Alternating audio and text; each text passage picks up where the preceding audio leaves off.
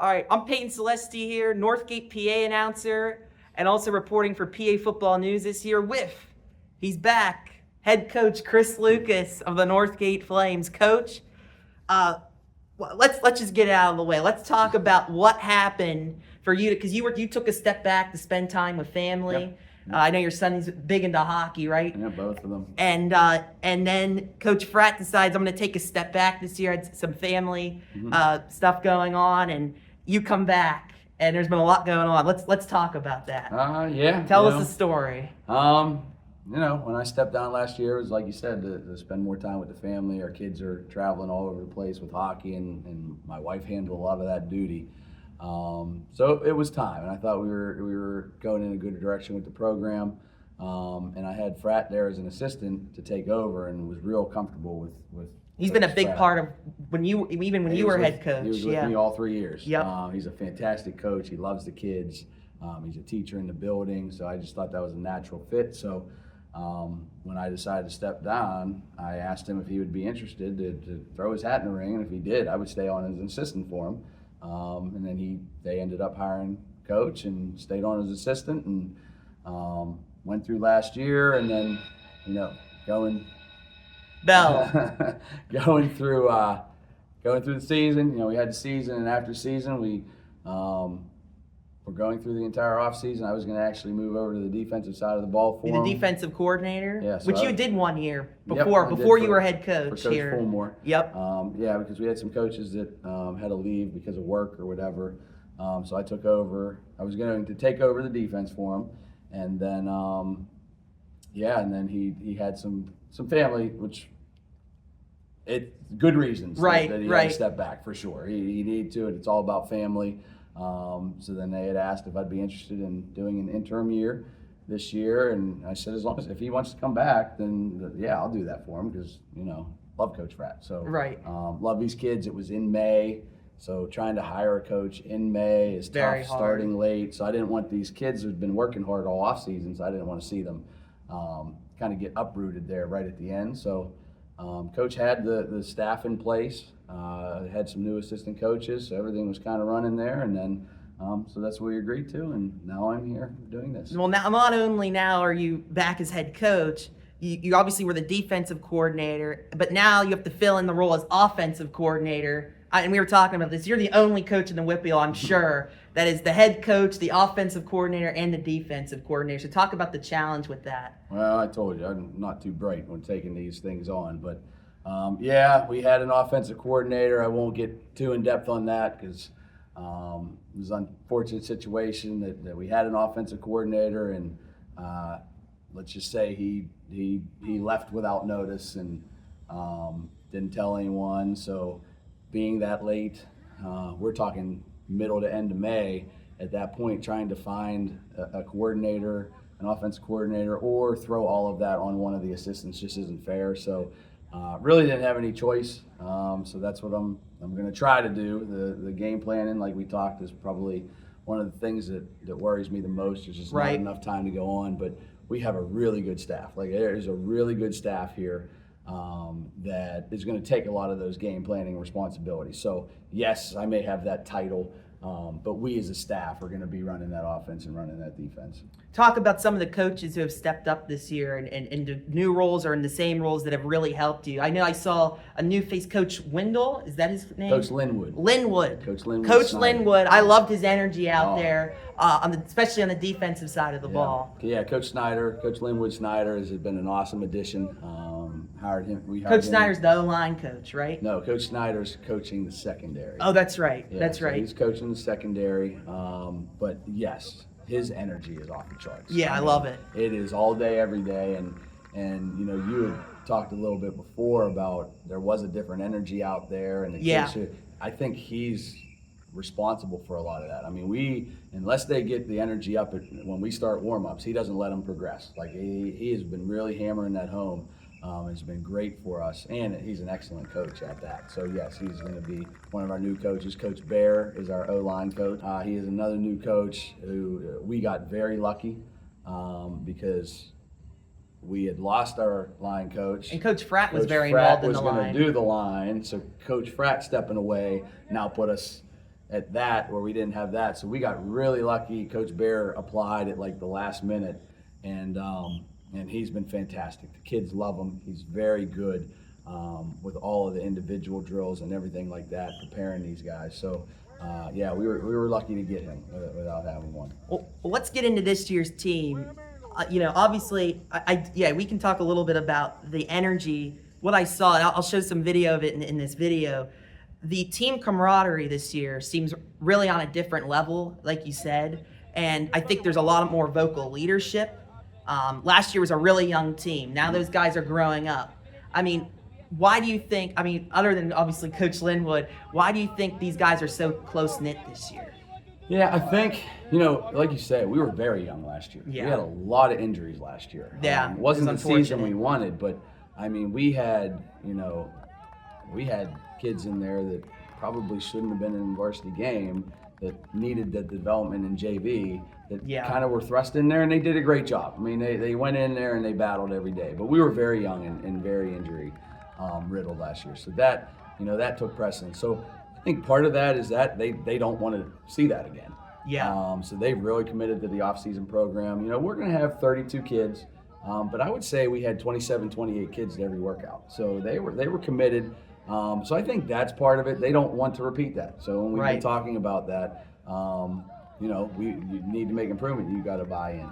I think they just are a close-knit group. I think a lot of these kids hang out outside. Like we were at the pool last night. We did a little team outing at Bellevue Pool, and for 2 hours they were out there just yelling and everything and having a great time. So I think that is, and we've just been talking to them a lot about the importance of what it means to be a team and what it's going to take. And there's a lot of successful programs out there, and they're successful all the time, and these are the reasons why. So I think they've bought into that, and it has been. We're doing a lot more competition periods, things like that, than I've done in the past, and I think that's been helping as well. So let's talk about the team itself. In terms of the roster and who's going to be out there. Obviously, you have a lot of guys coming back, whereas the year before, you lost all the starters. Sure. Literally all this. It was a great senior class, but that hurts a small school when you lose all those guys. What position group or anybody's in particular, but what position group has impressed you the most and has grown the most this year? All of them. Yeah. Every single position has grown. And like you said, they were a brand new group for the most part. Right. Very few returners, maybe a handful from the previous year. So you're going to have years like that. But honestly, even the ones that, have been playing have taken it to another level. Even in the off season, and we brought in Dwayne Brown with 210 speed. Yeah. That has been a huge difference. Like our speed has increased tremendously, and the kids have loved the training. So those types of things, everybody has improved physically, speed-wise. But yeah, across the board. I think the O-line and D-line are going to look night and day. They're growing up. They're getting older. They are getting bigger and stronger, and that comes with age and training and everything else. So I think our O-line and D-line, and that starts everything in my opinion. If you don't especially at this level, if you don't have those, you're going to struggle. If you don't have a good O-line and D-line, and I think that is going to be a great improvement. DJ's been playing quarterback for the last couple of years. This is a big year for him. His improvement over the last 2 months, just throughout the summer, throughout 7-on-7s, becoming a leader. The throws that he's making, he's understanding the offense. He's come in an hour before practice during the week, and we went over film with Coach, our quarterback coach, Coach Davin. When we go through film and really get him, and he's even said he understands everything now. So yes, it's so important. It's really going to pay off there. Jordan Hairston has been a player for us for a couple of years, but this is probably the hardest he's ever worked out of all 4 years. He worked his tail off. There, our running back group, we lost Zion Ward, Zion and Nick Rawlings. They were two good running backs. Yeah. But I love where we're at now in our running group with Savion Baptiste. He ran the 100 in 10.84. So he flies. Josiah Helms, a young kid that's going to be there. JT Turner. So we got a nice stable of backs. Got a couple good tight ends, and Christian Tambury and Christian. I love his energy on the field. He has a ton. He's a great leader. works his tail off. Zachariah Ross, another tight end for us. And then on the defensive side of the ball, I mean, all those same kids, all those same kids are going to be doing things on the defensive side, and we could go on and on right. with the number of players. I mean, I could go through the entire roster and tell you about how all of these guys have improved. Yeah. So talking about DJ, I mean, you said that over the last 2 months he's improved, and I think part of that is, getting back to the level of comfort with your offense. Right. Just talk about his development, what you expect from him this season. Yeah, I mean, so that is the one nice thing, and that's kind of why I decided when everything happened, I didn't want to have him have a third offense in 3 years. Yeah. He had mine 2 years ago, he had ours last year, and if we hired somebody new, he would be learning a brand new offense. And for any player, that's tough, right? Especially for a young man. So he is familiar with that already. So, I mean, I'm expecting big things from him and our offense. Like he's going to understand the offense more. So he's going to be able to make quicker decisions. I think sometimes last year it was just he has all the physical tools. It's just the decision making, and that's on us as coaches to help him with that. I'm not blaming him for that last year. That's on us as coaches that we didn't get that kind of mental training for him to understand what was going on. Because since we've been doing that this summer, he's picking up. He's smart. He picks up everything. Yeah. But right now, what we've been talking about is wanting him to be a bigger leader vocally, and that's where he hasn't been that. Right? He's a quiet kid. Yeah. He goes about his business. He works hard. But now, like, you're the quarterback. You need to take control of this they all offense. look up to him. Yeah, and he needs to take control of the offense. You need to be that vocal leader out there, and he is really starting to come. Now, he's going to be playing defense for us, too, at linebacker, and he's super vocal on that side. Like, I've seen that this week especially. He's been super vocal there at the linebacker position. So, yeah, I think he's going to – I expect big things from him this year. So I noticed you shouted out the young guys. There's a decent group of freshmen this year. Talk about them a little bit and what they've brought. This freshman group is one of the better freshman groups, especially on the line that we've had. I think this is the first time in 5 years that we've had 5 linemen come up from middle school. That's great. And and they're battling that, and that's the other thing with the intensity of practice. They're working their tails off on the scout team or whatever, and we're getting good competition throughout camp. But the one kid, Ryan Gannon, he is working himself to possibly beat the starting center as a freshman. Yeah. But all of them have been impressive. They ask questions. They work their tails off. They're here every day. I'm excited to see that group in a couple of years. DJ, as great as we love the DJ Jordan connection, right? You can't throw to him every single time. Who's going to step up as that number 2, number 3 receiver or tight end? We're real excited about our group. So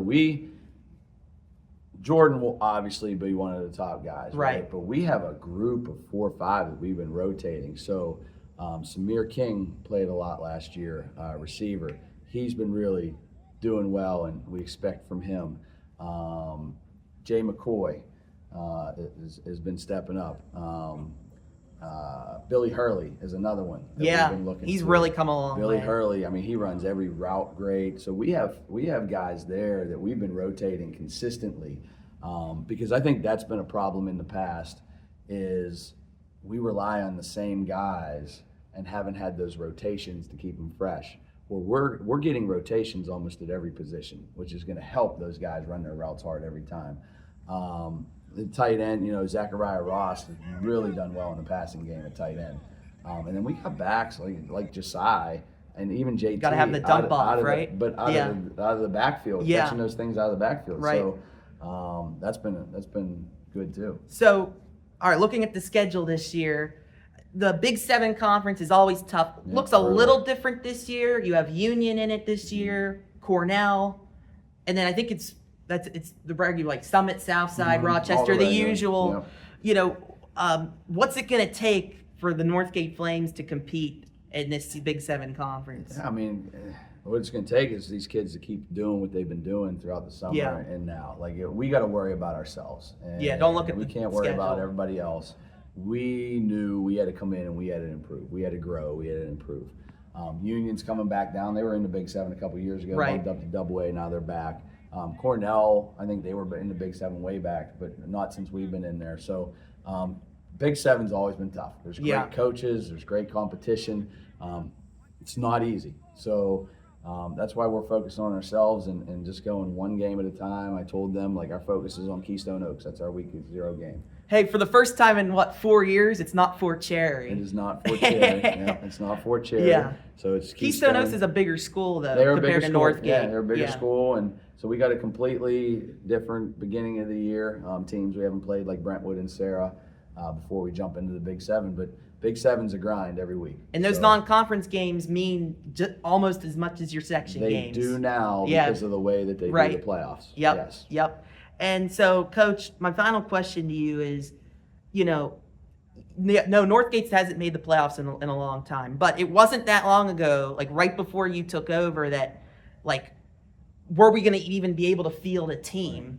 And now you're having 25 to 30 kids every single year in that consistent participation, and we see the team camaraderie continuing to improve. Why do you think that that's happened here at Northgate, and why that will continue? Yeah, we did go through that time. Yeah.